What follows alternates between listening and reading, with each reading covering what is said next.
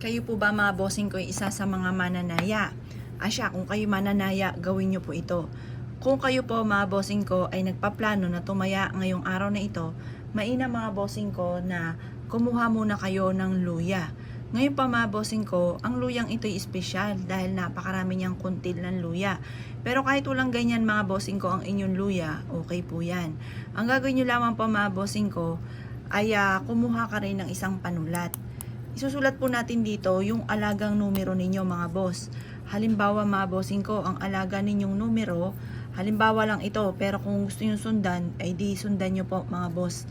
Ngayon, susulat po natin dito ang 7. Yan, kasi yan ang aking favorite number. 7. Tapos mga bossing ko, isulat nyo rin po dito mga bossing ko, ang numero 25. Yan.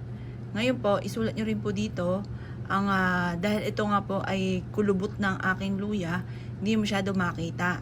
Pero okay na po yan mga bossing. Ngayon po mga bossing, isulat nyo rin po dito ang numero 43. Yan, nakakatatlo na tayo. Ngayon, isulat nyo po dito ang numero 19. Tapos 38. Yan. Ngayon pa mga bossing ko, i-wish po dito na sa pamamagitan ng pampaswerte inyong ginawang ito, kayo po ay mananalo ng malaking halagang pera or mananalo ka ng jackpot.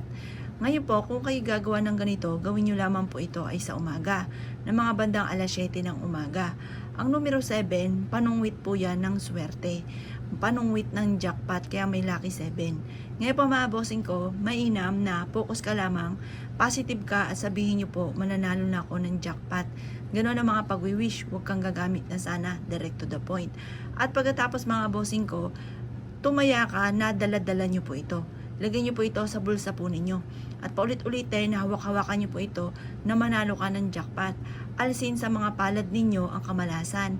Pwede rin po mga bossing ko habang wini-wish nyo po at binabanggitan pa ulit-ulit ang numero na inyo pong tatayaan.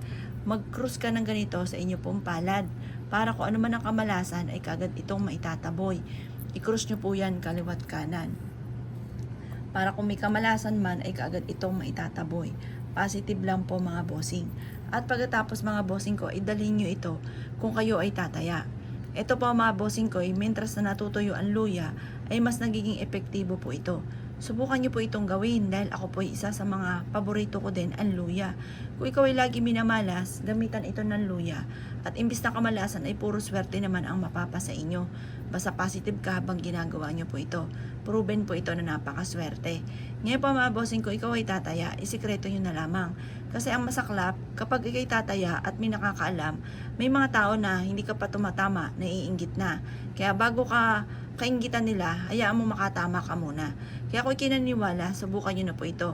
Umaga ka lang gagawa ng ganito at positive ka lamang habang ginagawa nyo po ito. Ngayon po mga bossing ko, ikay tataya at nais nyo po itong gawin. Good luck po sa inyo po lahat.